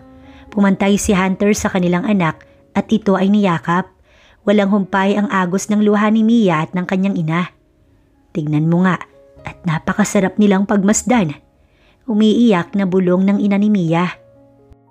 Hindi naman naging bastos si Hale sa ama nito. Kumalas ito sa yakap at ngumiti. Sa sinabi ni Mama, kampante na po ako. Hindi ko lang po masasabi sa ngayon kung kaya ko nang mapatawad kayo. Pero hindi ko po kayo pipigilan na bisitahin ako. Oo naman anak, gagawin ni Papa lahat. Mapalapit lang ako sa'yo. Tsaka kahit anong gusto mo anak, sabihin mo lang. Alam mo bang excited din ang lola at lolo mo na makilala ka? Kaya sana mapagbigyan mo si Papa. Pinahid ni Hunter ang luha nito bago ngumiti. Babawi ako. Paano po yung mama ko? Hindi ka bababawi sa kanya? Hindi ba tayo magiging happy family? Anak, kasi iba ang sitwasyon natin. Hindi nakatapos si Mia sa dapat na sasabihin niya nang magsalita si Hunter. Babawi ako sa inyo. Kung alam mo lang kung gaano ako nangulila. Napasulyap si Hunter kay Mia. Nangulila ako sa inyo. Siniko si Mia ng kanyang inay. Kasama ka naman pala. Bulong nito sa kanya. Bakit parang mas kinikilig ka pa, inay? Bulong din naman ni Mia. Hindi nakatiis ang inay niya at nagpaalam muna ito na gagawa ng makakain. Ngunit hinila rin siya nito patungo sa kusina. Inay naman, ano bang kalokohan ang iniisip mo? Mamaya marinig pa tayo ni Hunter. Sus, narinig mo ba ang sinabi? Sabi nangulila sa inyo. Ibig sabihin ay kasama ka sa pangungulila niya. At sa tingin ko rin naman konektado kayo sa isa't isa. Hindi mo ba napapansin na tadhana na ang gumagawa ng paraan? Kilig na kilig lang, inay. May GF na po si Hunter at si Kyla pa. Hindi po porket nalaman niyang may anak kami makikisali na ako. Ayoko pong makasira ng relasyon. Sa tingin ko ayos naman sila ni Kyla. Tsaka inay, tignan mo naman. Kayang gawin ni Kyla lahat para sa taong mahal niya. Pero parang sa tingin ko, gusto ka ni Hunter. Isipin mo, sa loob ng 10 taon na nawala ka ng matagal, single pa rin siya. Tapos 1 taon pa lang sila ni Kyla, di ibig sabihin may hinihintay siya. No choice lang siya kasi iniisip niya na baka si Kyla yung taong para sa kanya. Naka-move on na kay Molly, sinungaling naman pala iyon. Tapos ngayon nalaman niyang pakanato ni Kyla. Sa tingin mo magiging maayos pa sila kapag nalaman ni Hunter ang obsession ni Kyla? Bahala na sila. Ang sa akin lang po ay ang ikasisiya ni Hale at para na rin may ama siyang kinikilala. Aminin mo, umaasa ka. Ilang kanuna bang nanligaw sa'yo? May bilyonaryo din pero wala kang sinagot ni isa. Si Hunter lang ang lalaking pumasok sa buhay mo at sa pechay mo. Napangiwi si Mia.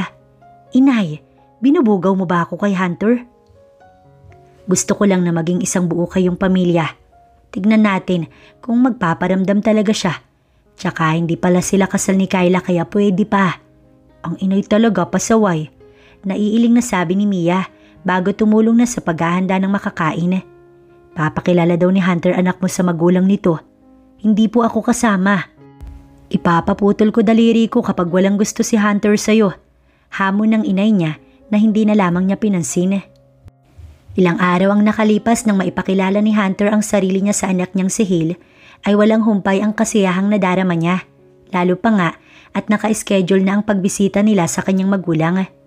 Sir, mukhang happy ka nitong mga nakaraan pa. Tanong ng sekretarya niya nang mapansing maganda ang mood niya. Nakilala ko na kasi ang anak ko. Sa tingin ko maaayos ko na ang pamilya ko.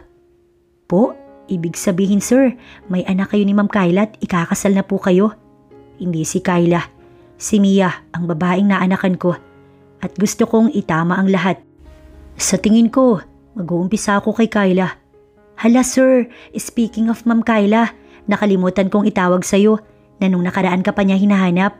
Hindi ko naman masabi sir kasi wala ka namang binigay na details kung nasaan ka. Yeah, it's fine. Nasa anak ako. Bumabawi ako sa mga pagkukulang ko. Kala ko talaga sir, si Ma'am Kyla ang makakatuluyan mo. Hindi na kumibo si Hunter. Natatandaan pa niya ang mga inamin ni Mia, ang pagpaplano ni Kyla na makapasok sa kanyang buhay. Nagawa nga nito, ngunit hindi naman niya naibigay ang loob niya sa dalaga. Sa tingin niya mali ang paraan ni Kyla dahil masama ang naging hangarin nito. Pangsarili ang naging desisyon ni Kyla habang si Mia para sa ina nitong kailangang operahan. Yon ang malaking kaibahan nila ni Kyla.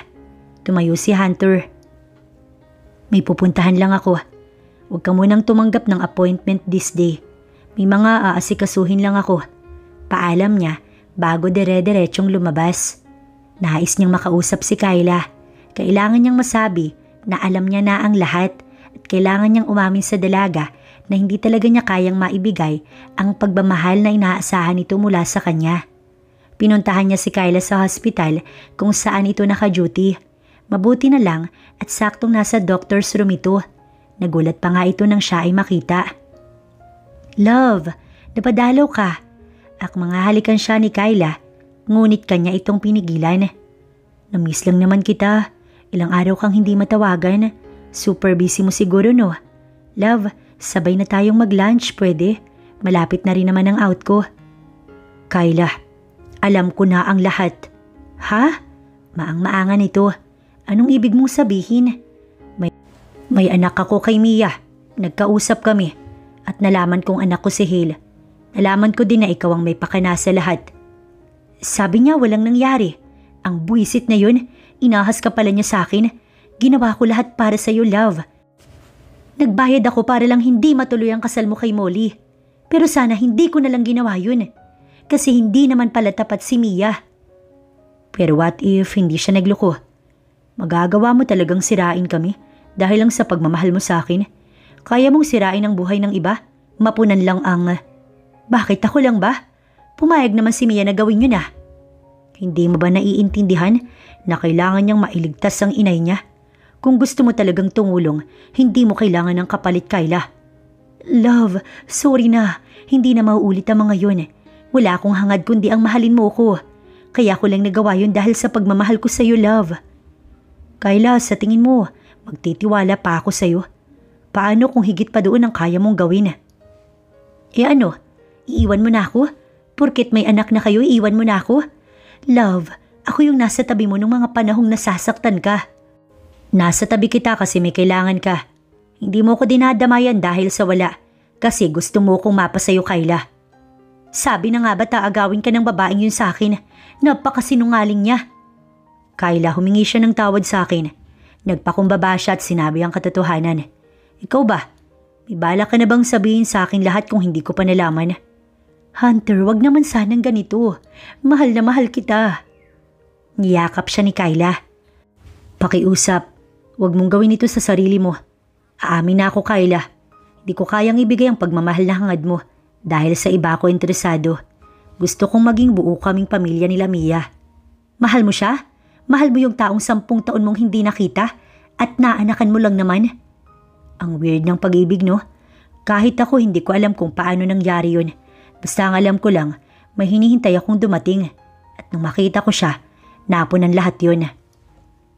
Napabuntong hininga si Hunter bago hinaplos ang buhok ni Kyla. Kung mahal mo ang isang tao, magiging masaya ka sa desisyon niya. Hindi mo siya kailangang pilitin na mahalin ka pabalik. Kasi sinasakal mo lang siya, Kyla. Payo ni Hunter bago tuluyang lumabas. Kauuwi lang ni Mia galing sa Hale's Kitchen. Hapon at kailangan niyang tumulong sa ina niyang maghanda para sa dinner. Ayaw kasi ni Mia na inaasa lahat sa inay niya dahil may edad na nga ito. Nak, next month na ang pasukan ninyo. Opo, sagot ni Hale na nasa pinto palabas. Kanina pa niya napapansing nakaabang. Sino ba ang tinitignan mo dyan? May bisita ka ba, Hale? Taka ang tanong ni Mia. Wala po, Mama. May inaasahan lang po ako. Si Papa mo? Ang ina ni Mia ang nagtanong. Mukhang napapalapit ka na nga sa ama mo. Sa tingin ko mabilis kayong magkakasundo dahil sa magkaugali kayo. Ditatawang sabi pa ng inay ni Mia. Ma? Tawag ni Hale bago lumapit sa kanya. Yes, anak. Mag-date kaya kayo ni Papa? Ayaw mo po bang maging happy family tayo? Natawa ang ina ni Mia. Tignan mo, anak. Pati ang anak mo ay payag sa sinasabi ko. Anak, pumantay si Mia kay Hale. Napabuntong hininga siya bago nagsalita. Ang papa mo may GF na. Si Tita Kyla. Magiging happy na lang tayo para sa kanila. Ang mahalaga naman ay hindi kanya tinataboy o pinababayaan, di ba? Huwag na tayong maghangad ng bagay na hindi na pwede. Kung agawin mo siya, Mama, para pwede na kayo ni Papa. Anak, masama ang iniisip mo. Saway ni Mia. Ayos na ako, okay? Si Papa mo mahal ka niya at ako mahal kita. Ang mahalaga, parehas kaming priority ka. Magmahalan din po kayo para masaya, Mama. Hindi po ba talaga pwede? Paano kung umamin po si Papa na gusto ka niya? Papayag po ba kayo, Mama?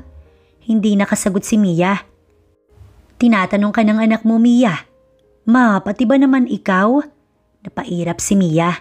Sige na anak, maupo ka na at malapit na kaming matapos magluto. Kung gusto mong tawagan ng papa mo, pwede naman para alam niyang hinihintay mo siya. Ma, nangako po si Papa sa akin. Yun po ang aasahan ko. Nakangiting sabi ni Hale na para bang kilig na kilig pa. Kita mo si Hale, Nay? Nahawa na sa panunokso mo sa akin. Bulong pa ni Mia bago na pailing-iling. Papa! Sabay silang napalingon mag-ina nang sumigaw si Hale at sinalubong ng yakap si Hunter. May dala itong bulaklak at ngumiti sa kanya. Lagay ko na lang dito? Tanong pa nito na ikinakunot ng kanyang kilay. Flowers for you daw.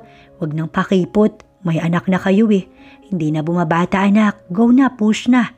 Kilig ang kanyang inay. Mama talaga, kung ano-anong sinasabi. Nag-effort lang yung tao para makabawi. Huwag nating bigyan ng meaning. Ma, pansinin mo naman po si Papa. Binilhan ka pa po niya ng bulaklak oh. Turo ni Hale sa bulaklak.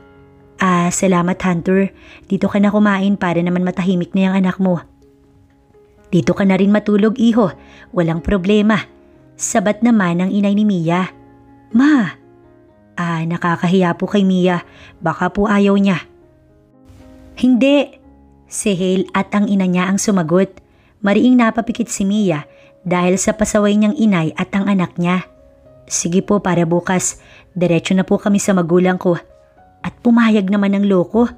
Napairap na lamang si Mia bago binaliwala ang mga ito.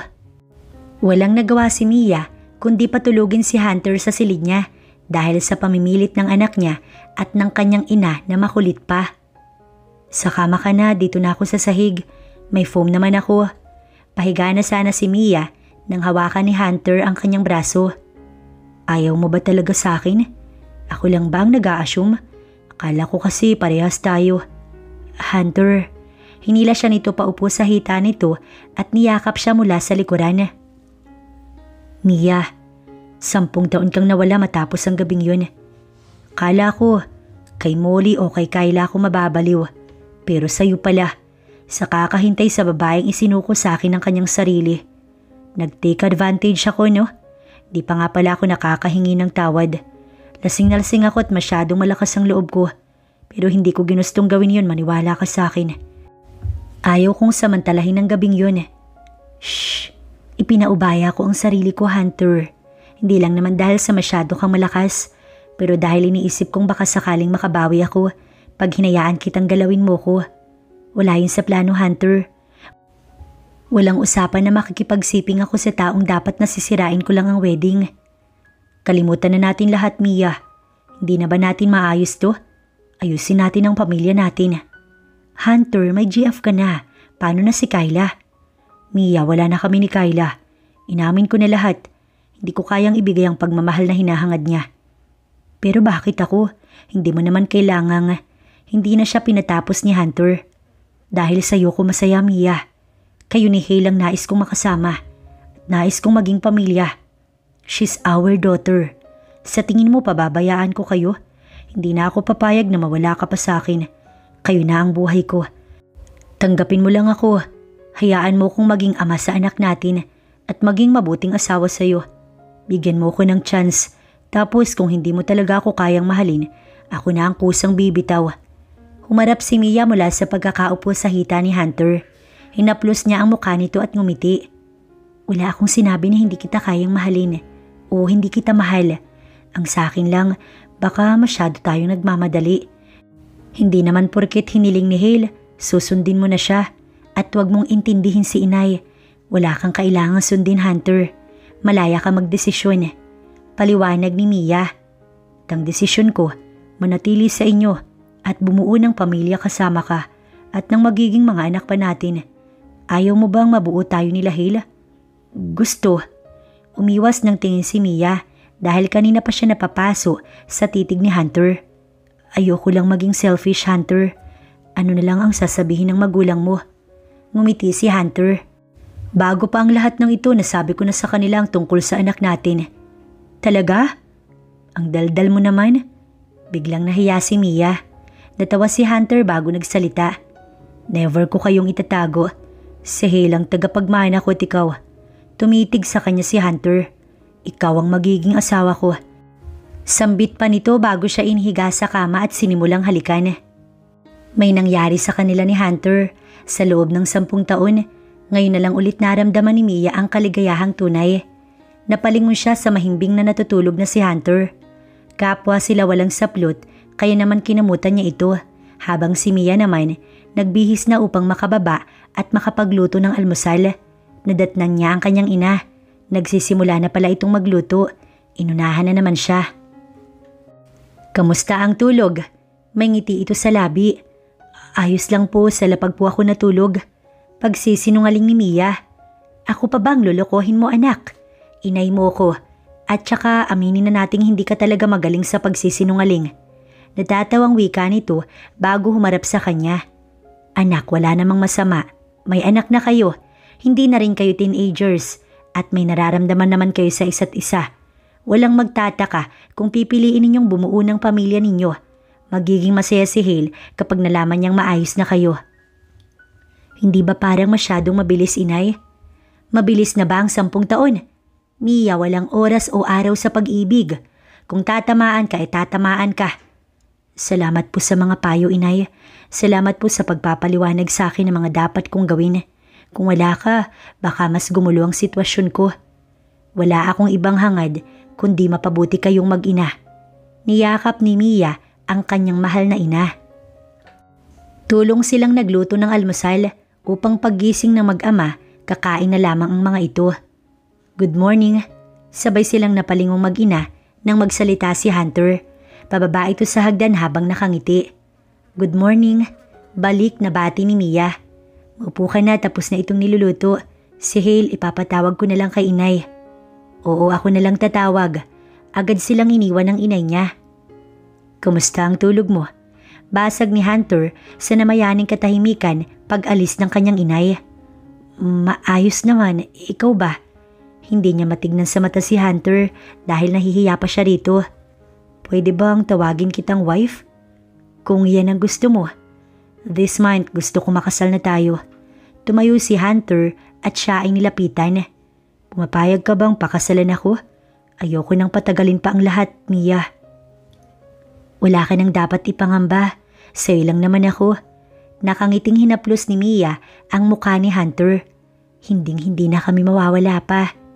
Ay sus Mariosep, ang daming langgam. Ang balak sanang paghalik ni Mia kay Hunter ay talaga namang naudlot.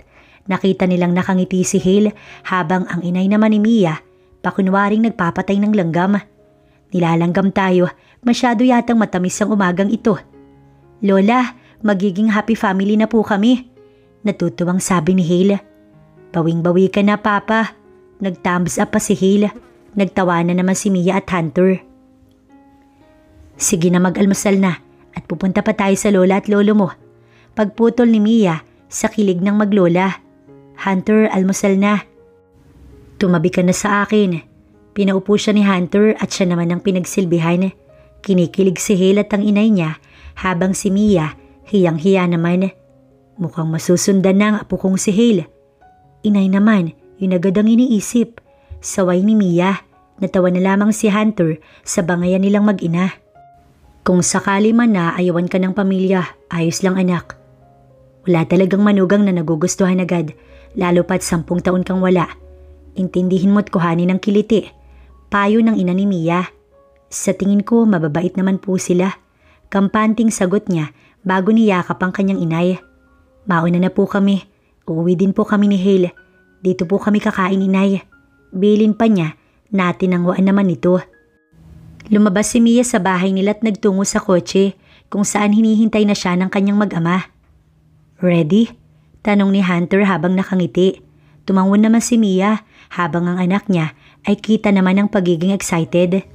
Hindi naman matagal ang biyahe nila dahil hindi kalayuan ng magulang ni Hunter. Pagdating nila, agad silang bumaba. Hinawakan ni Hunter ang kamay ni Mia habang sa kabila ay hawak ang anak nitong si Hale. Isang elegante at maamong may edad na babae ang sumalubong sa kanila. Kasama pa nga nito ang ama ni Hunter at kapwa nakangiti sa kanila. Ang ina ni Hunter ay kita ang panggigilid ng luha. Siya na ba ang apo namin? Naluluhang tanong ng ina ni Hunter. Yes ma'am, si Hale. She's our daughter. Proud na pakilala ni Hunter. Hale, sila ang lolo at lola mo. Sabik na sabik silang makilala ka. Napakagandang bata, manang-mana sa ina. Ngumiti ang ina ni Hunter kay Mia. Ang mata niya at ilong ay nakuha kay Hunter. Tama po kayo, pati po ang ugali ay sa ama. Natutuwang sagot ni Mia. May regalo kami sa iyo, apo. Ang ama naman ni Hunter ang sumingit. Sabi kasi ni lola mo, nag-aaral ka na, kaya naman binilhan ka namin ng kotse para service mo. Nagulat si Mia. Naku, hindi na po, baka po makasanayan ni Hale at kulitin pa kayo. Nahihiya si Mia. No problem, iha. Mahal namin ang apo namin at lahat ay ibibigay namin. Nga pala, mami, si Mia po. Balak na po naming magpakasal. Si Kyla ba, wala na kayo? Kinausap mo na ba siya, Hunter? Wala akong tutol sa inyo, pero gusto kong sa maayos na paraan pa rin ang lahat. Tanong ng ina ni Hunter. Nagkausap na po kami. Gusto ko pong mabuo kaming pamilya. Masaya po ako kay Mia. Mahal na mahal ko po ang mag-ina ko. Kung ganon ay binibigay na namin ang basbas na gusto ninyo. Ang mami mo na rin ang mag-aayos sa wedding. Thanks, Dad. Nakangiti si Hunter. Welcome to the family, iha. Niyakap si Mia ng ina ni Hunter. Akala niya hindi siya matatanggap, ngunit wala naman itong pinakitang pagtanggi. Hunter, napalingon sila sa labas kung saan may tumawag kay Hunter. Ma'am, si Miss Kyla po nasa labas. Mukhang lasing po. Sabi ng mayordoma sa bahay ng magulang ni Hunter. Hindi talaga siya titigil. Nakausap ko na siya. Napairap si Hunter. Ako na ang kakausap. Pakiusap ni Mia bago nilabas si Kyla. Kyla, uy, nandito ka palang ahas ka? Alam niyang sasampaling siya ni Kyla. Hindi siya umilag, kaya naman tinamaan siya dahilan para mapatabingi ang mukha niya. Ganito ba ang gusto mo? Sige, saktan mo ko. Sa pananakit ba matatapos ang lahat? Kyla, sinabi ko ang totoo. Hindi ako naghugas kamay. Inamin ko ang mali ko. Inamin ko na may anak kami. Sorry kung hindi ko inamin sa'yo. Wala namang magbabago sa plano mo, diba? Kahit sabihin kong may nangyari sa amin. Kung sinabi mo sa akin na buntis ka, edi sana pina-abort natin. Nanlaki ang mata ni Mia sa sinabi ni Kyla. Narinig ito ng ina ni Hunter, kaya agad itong lumapit. How dare you? Sino ka? Para sabihan ng apo ko na sana pina-abort na lang siya. Isang malakas na sampalang iginawad nito. Imbis na aminin mong pinili mong itago para makuha mo yung anak ko. Mabuting at hindi ka niya nagustuhan. Kung ako nasa kalagayan ni Mia, gagawin ko iyon ng walang pagsisisi kasi para iyon sa ina ko. Habang ikaw, ginusto mo yun para sa kapakanan mo, Kyla. Doktor ka niyan? Doktor na abortion ang solusyon kasi ayaw niyang maagawan siya? Walang sayo, Kyla. Huwag mong ipagsiksikan ng sarili mo. Mahalin mo yung taong hindi sa paraang pilitin mo makuha siya. Bakit si Mia? 10 taong nawala, pero mabilis lang niyang minahal. Samantalang ako, lagi akong nasa tabi niya. Ang pag-ibig, hindi pinipilit, Kyla. Hayaan mo yung taong mahalin ka nang hindi mo pinipilit. Si Mia na ang sumagot. Suko na ako. Pagak na tumawa si Kyla. Kahit pala anong gawin ko, hindi ko makukuha si Hunter. Ihahatid na kita. Lasing ka't baka mapano ka. Saway ni Mia bago inalalayan si Kyla. Magpahinga ka muna. Hindi na kumibo pa si Kyla. Lumuluha lang ito habang nakayuko. Naging maayos ang pag-uusap ni Mia at ng magulang ni Hunter. Walang tutulang mga ito sa kung anong relasyon na binubuo nila. Si Kyla ay naihatid naman ng maayos at nakausap na rin ng magulang nito. Sa tingin ni Mia, magiging maayos na ang lahat. Ngayon niya napagtanto na ang pag-ibig ay talagang mahiwaga. Kahit nagaano pa sila katagal nagkahiwalay ni Hunter, walang nakapigil sa nararamdaman nila. Mas minahal nila ang isa't isa kahit na nasa malayo sila. Ang anak nilang si Hale ang nagdugtong sa kanila. Hindi na pinatagal ang kanilang kasal. Tulong-tulong ang magulang nila sa pag-aayos kaya napadali ang lahat. Sa ngayon, magkakasama na sila ni Hale sa iisang bubong at masayang buo ang kanilang pamilya. Ilang linggo pa lang din silang nagsasama. Nalaman na nilang nagdadalang tao si Mia. Kaya naman labis ang saya ni Hunter at Hale dahil madadagdagan na naman ang kanilang pamilya. Hunter! Agad na bumaba si Hunter nang malakas niya itong tawagin. Nasaan yung pinabibili kong mansanas? Nandyan lang, wife. Nasaan ang bagoong ko? Paiyak na si Mia. Kanina pa kasi niya ito hinahanap. Nasa kalagitnaan siya ng paglilihi. At gustong gusto talaga niya ng mansanas na sinasawsaw sa bagoong, pero bawal siyang sumobra sa bagoong. Gustong gusto din niyang nakikita si Hunter at ayaw na ayaw niyang nawawala ito sa paningin niya. Wife, hanapin ko lang sandali, huwag ka nang umiyak. Napapagod ka na ba sa akin? Natigilan si Hunter sa pagkalkal dahil sa tanong niya. Lumapit ito at siya'y niyakap. Wife, never ako mapapagod. Ayos lang kahit anong iutos mo sa akin. Pumapasok na kasi si Hale kaya wala na akong katuwang magpakalma sa'yo eh. Kung nandito lang siya, mabibigyan niya ako ng tips. Sabihin mo lang kung sawa ka na sa akin. Hindi na rin ako sexy kaya maiintindihan ko. Hey, stop saying that. Napaka-sensitive talaga ni Mia. Maarte na ba ako masyado? No, dahil lang yan sa pagbubuntis mo, wife. Napangiti si Mia bago hinagkan si Hunter. Salamat sa pagpapakalma mo sa akin. Ginagawa mo lahat para sa amin ng anak mo. I love you. I love you too. Nag-leave muna si Hunter sa trabaho para mabantayan siya at masikaso si Hale. Araw-araw, matyaga si Hunter at hindi nagbibigay ng sakit ng ulo. Hanggang sa namalay na nga lang ni Mia, nakabuanan na nga niya. Sa wakas, makikita na nila ang pangalawa nilang anak. Lalaki ang anak nila. Yun ang lumabas sa ultrasound ni Mia. At ngayon, ilang araw na lang bago ang due date niya, kaya naghahanda na sila ni Hunter. Kasama rin niya ang kanyang inay na nakaalalay rin sa kanya. Wife, nagugutom ka na ba? Natigilan si Hunter nang makita ang asawa nitong may iniindang sakit. Wife, anong masakit? Nag-aalalang tanong niya. Sa tingin ko, manganganak na ako, Hunter. Grabe na yung hilab ng tiyan ko. Umiiyak na si Mia. Inay! Sigaw ni Hunter. Manganganak na po yata si Mia. Mas kinakabahan pa si Hunter kesa kay Mia. Tumawag ka ng ambulansya. Ako nang bahala sa kanyang magbantay. Agad namang tumawag si Hunter. Mabilis lang na nakarating ang ambulansya at agad na kinuha ang kanyang asawa. Pagdating sa hospital ay agad nang isinugod si Mia sa delivery room. Naiwan sa labas si Hunter at ang biyenan niya. Dumating na rin ang magulang ni Hunter. Naging successful ang panganganak ni Mia. Malusog at gwapo ang kanilang bunso. Ikaw na ikaw ang anak mo. Natutuwang wika ni Mia. Oo nga, napakagwapong bata. Naluluha si Hunter. Nangangako kong mamahalin. Taalagaan ko kayo hanggang sa buhay ako. Walang sino man ang makakapanakit sa inyo. Ngumiti si Mia at isinandal ang ulo sa kanyang asawa na lumuluha. Ito na ang simula ng masaya nilang pagsasama. Hindi man perpekto, masasabi niyang best husband at best dad si Hunter.